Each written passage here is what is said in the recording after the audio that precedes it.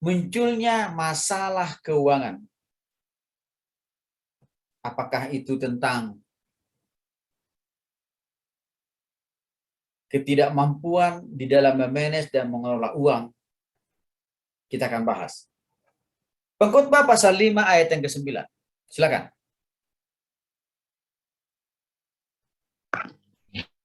Pengkhotbah pasal 5 ayat 9. Siapa mencintai uang tidak akan puas dengan uang, dan siapa mencintai kekayaan tidak akan puas dengan penghasilannya.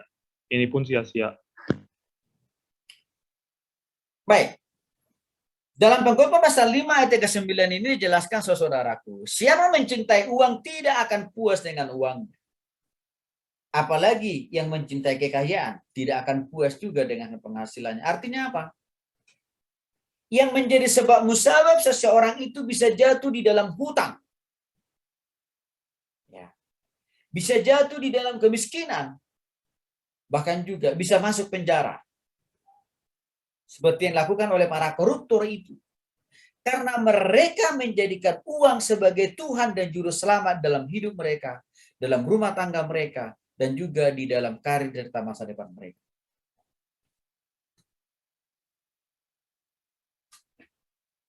Maka mereka melakukan tindakan-tindakan yang melanggar hukum dan juga melakukan tindakan-tindakan yang merugikan orang lain. Karena mereka menjadikan uang itu menjadi Tuhan, menjadi tujuan hidup mereka. Maka orang ini rakus terhadap uang. Nipu pun dia lakoni. Bohongin orang pun dia lakoni. Markup anggaran pun dia lakukan. Karena yang ada dalam hati dan pikirannya, aku harus dapat uang. Untuk itulah tidak mengherankan kalau KPK tidak henti-hentinya menjeploskan orang masuk penjara. Karena masih terlalu banyak orang di dunia ini hidup hanya untuk uang. Mungkin saudara bertanya, tapi kan Pak Tony, kan kita butuh uang dalam hidup ini. Saya setuju. Tetapi tidak berarti uang itu segala-galanya. Tidak berarti uang itu bisa menjadi Tuhan dan juru penyelamat di dalam hidup saudara di dunia ini dan di surga. Uang itu hanya sebagai salah satu alat untuk memenuhi kebutuhan kita, membeli makanan, minuman, dan pakaian. Hanya salah satu alat aja. Artinya uang tidak bisa memberikan napas, memperpanjang napas hidup saudara. Uang juga tidak langsung secara otomatis bisa membuat saudara masih sehat hari esok, masih hidup hari esok. Nggak bisa. Tapi Tuhanlah yang menjamin dan memberikan bahwa saudara masih penting hidup besok itu hidup. Bahwa saudara masih penting itu besok dan lusa dipelihara dan dijaga oleh Tuhan. Maka jangan mempertuhankan uang. Supaya tidak menimbulkan masalah-masalah penyalahgunaan uang dalam hidup saudara. Lukas pasal 18 ayat 21 sampai 25. Silakan. Lukas 18 ayat 21. Kata orang itu, semuanya telah kuturuti sejak masa mudaku. Mendengar itu, Yesus berkata kepadanya, masih tinggal satu hal lagi yang harus kamu lakukan. Jualah segala yang kau miliki dan bagi-bagikanlah itu kepada orang-orang miskin. Maka engkau akan memperoleh hartamu di surga. Kemudian datanglah kemari dan ikutlah aku. Ketika orang itu mendengar perkataan itu, ia menjadi amat sedih, sebab ia sangat kaya. Ayat 24, lalu Yesus memandang dia dan berkata, alangkah sukarnya orang yang beruang masuk ke dalam kerajaan Allah. Ayat 25, sebab lebih mudah seekor unta masuk melalui lubang jarum daripada seorang kaya masuk ke dalam kerajaan. Baik. Lukas pasal 18 ayat 21 sampai 25 ini mengisahkan seorang anak muda yang kaya raya. Lalu satu saat Tuhan Yesus berjumpa dengan dia. Dan dia sudah mendengar kabar banyak bahwa Tuhan Yesus ini memberikan jalan bagi setiap orang untuk masuk surga. Lalu mendengar berita akan hal itu, saudaraku. Maka si orang muda yang kaya raya ini bertanya sama Tuhan Yesus. Tuhan Yesus, bagaimana sih caranya supaya aku masuk surga? Lalu Tuhan bilang, kalau engkau mau masuk surga, jualah semua harta kekayaan yang kau punya itu dan bagi-bagikanlah itu kepada orang miskin. Mendengarkan penjelasan Tuhan Yesus, si orang muda yang kaya raya ini kaget, tapi juga sekaligus protes terhadap Tuhan Yesus. Dengan berkata, Yesus, kalau Tuhan Yesus suruh saya harus menjual kekayaan saya lalu membagi-bagikannya kepada orang lain supaya saya masuk surga, saya tidak mau. Saya tidak suka dan saya tidak tertarik. Maka untuk itulah Tuhan Yesus menegur dia. Ya. Di mana akhirnya Tuhan Yesus mengatakan, alangkah sukarnya orang yang beruang masuk ke dalam kerajaan Allah. Yang menjadi penyebab anak muda yang kaya raya ini tidak bisa masuk surga bukan masalah hepengnya, bukan masalah duitnya, bukan masalah cuannya. Tapi sikap hati si anak muda ini yang sudah menjadikan uang menjadi tujuan dan akhir dari kehidupannya. Dia pikir dengan dia punya kekayaan yang begitu banyak, maka sudah pasti dia masuk surga. Keliru luar biasa ini si anak muda. Maka untuk itulah Tuhan Yesus menegur dia. Di dalam ayat 25 dikatakan, sebab lebih mudah seekor unta masuk melalui lubang jarum daripada seorang kaya masuk ke dalam kerajaan Allah. Karena hati si pemuda yang kaya raya ini sudah begitu terpaut, tergantung, terfokus hanya kepada uang dan uangnya, maka sulit sekali dia melakukan firman Tuhan. Sulit sekali dia melakukan apa yang Tuhan Yesus perintahkan. Sulit sekali dia menjual hartanya untuk dibagi-bagikan kepada orang lain. Bahkan dia lebih rela tidak masuk surga atau dia lebih siap masuk neraka. Asal hartanya dia tidak berkurang sedikit pun. Inilah sebab akibat kalau seseorang itu menjadikan uang yang jadi tujuan hidupnya.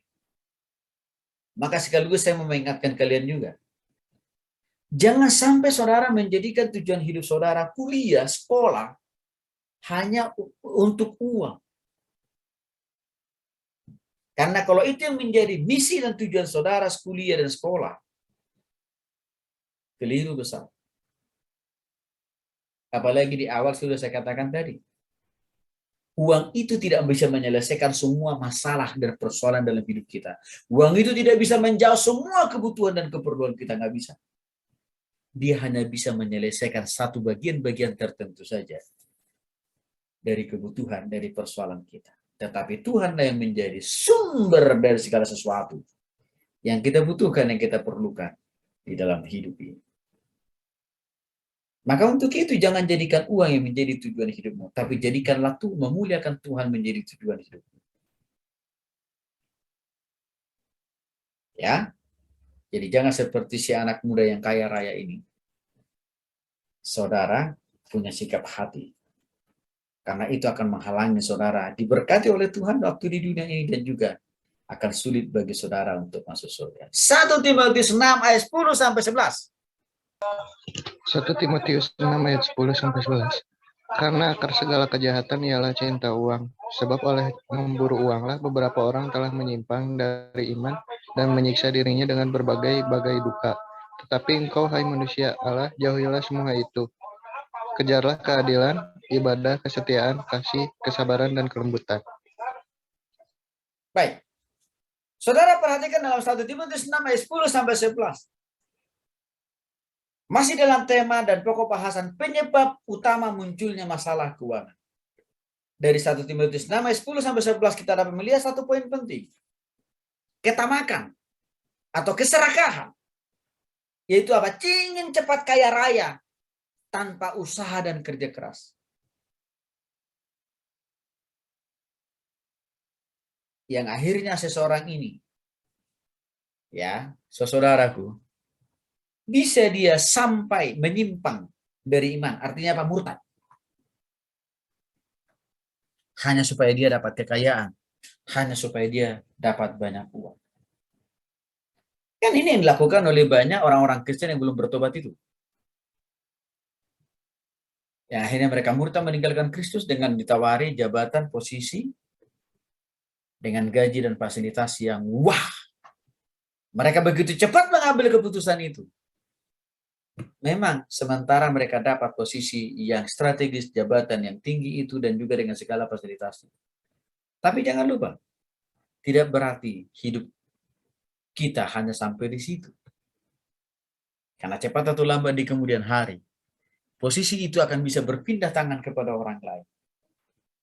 Tapi saudara, malang sudah meninggalkan Kristus alias sudah murtad di awal.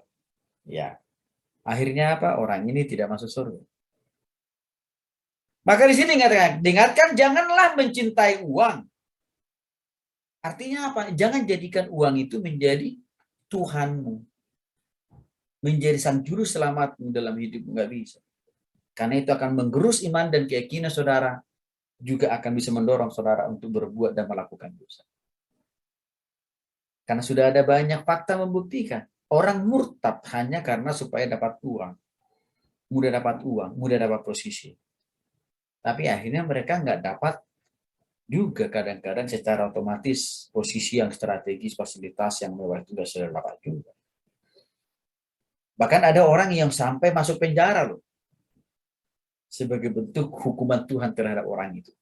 Saudara tinggal cek aja di YouTube nanti. Namanya cukup terkenal kok.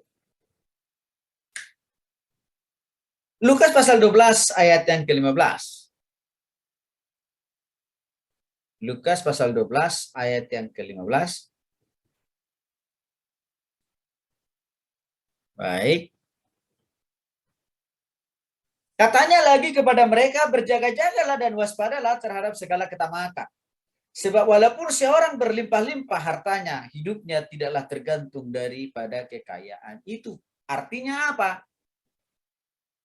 Uang jangan engkau jadikan menjadi ukuran kebahagiaan. Uang jangan engkau jadikan menjadi ukuran kepuasan. Uang jangan engkau jadikan menjadi sumber damai sejahtera di dalam hidup saudara. Karena uang tidak bisa memberikan itu.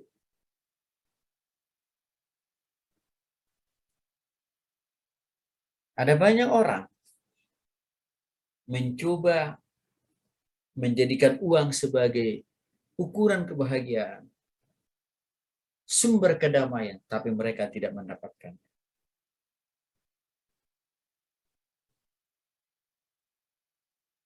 Tapi justru semakin mengalami banyak kesukaran, persoalan, pergumulan dalam hidup.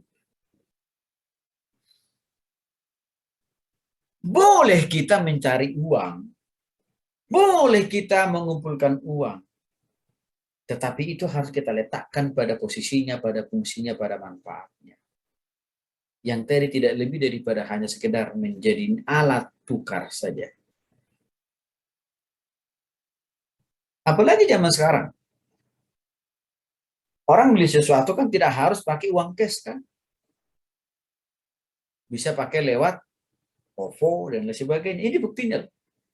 Kalau zaman dulu, orang selalu berpikir harus ada uang baru bisa beli sesuatu. Nggak harus. Sebelum muncul pemakaian uang menjadi salah satu alat tukar, dulu ada namanya sistem barter. Sistem barter itu artinya apa? Contoh, saya punya ubi 1 kilo, lalu saya misalkan butuh sayur mayur ya, lalu nanti saya akan kasih ubi yang saya punya ya kepada penjual sayur mayur, lalu orang itu nanti akan berikan sayur mayur buat saya. Itu sistem barter namanya. Pada waktu itu, pada zaman itu belum ada uang. Tapi artinya apa? Sistem barter itu pun bisa juga kok memenuhi kebutuhan manusia pada zaman itu. Itu membuktikan uang tidak menjadi segala-galanya. Di zaman sekarang sama. Kita tidak harus selalu pakai uang cash kan, membayar makan minum, penginapan, tidak harus. Memberikan sebuah contoh kepada saudara, uang itu tidak menjadi segala-galanya. Tuhanlah yang menjadi sumber segala-galanya. Maka jangan letakkan posisimu, harga dirimu, derajatmu hanya dengan ukuran kekayaan. Kasihan. Karena saya sudah melayani banyak orang yang memiliki arah dan tujuan yang bengkok dalam hidup ini, di mana mereka menjadikan uang menjadi ukuran harga diri. Saya melihat dengan mata kepala sendiri. hidup mereka tersiksa karena hidup dalam kecemasan, kekhawatiran yang tidak pernah habis-habisnya. Jadi tidak benar kalau ada orang mengatakan kalau kita punya kekayaan, kalau kita punya uang begitu banyak, maka hidup kita makin bahagia. Enggak tuh. Enggak menjamin. Karena saya sudah banyak berjumpa dengan tipe-tipe orang yang seperti itu. Ya.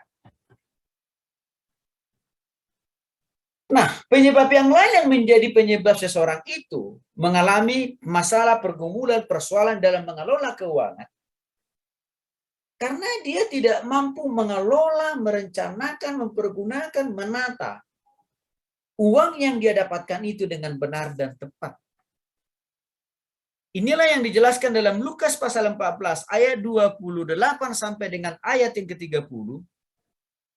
Ya, dalam Lukas pasal 14 ayat 28 sampai dengan ke-30 dikatakan di sana, sebab siapakah di antara kamu yang kalau mendirikan sebuah menara tidak duduk dahulu membuat anggaran biayanya kalau cukup uangnya untuk menyelesaikan pekerjaan itu, supaya jikalau ia sudah meletakkan dasarnya dan tidak dapat menyelesaikannya, jangan-jangan semua orang yang melihatnya mengejek dia.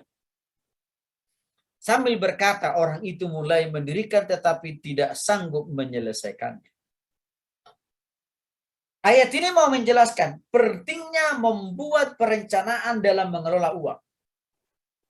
Karena kalau saudara tidak membuat perencanaan dalam hal mengelola uang, maka akan saudara berpotensi menyalahgunakan uang kuliah saudara, uang kebutuhan saudara untuk bayar uang kos, makan, untuk membeli hal-hal yang tidak berguna. Termasuk juga untuk beli rokok, miras, dan narkoba. Saya sudah menjumpai banyak mahasiswa yang begitu. Baru minggu pertama, uang kiriman orang tuanya udah habis. Ya.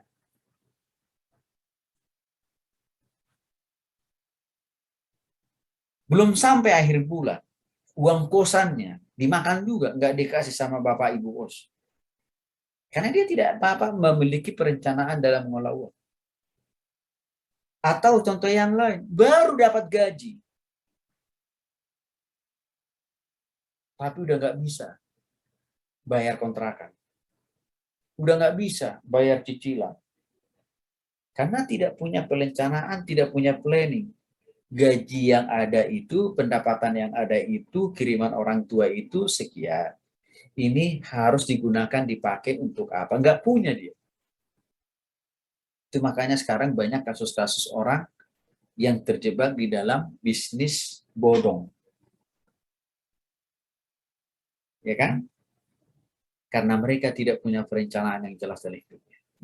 Bahkan saya dengar sendiri kesaksian mereka. Bukan hanya habis uang mereka miliaran rupiah, tapi juga mereka harus jual rumah. Bahkan mereka harus ngutang sama orang lain. Tertipu pula. Investasi bodong itu. Itu karena tidak punya perencanaan.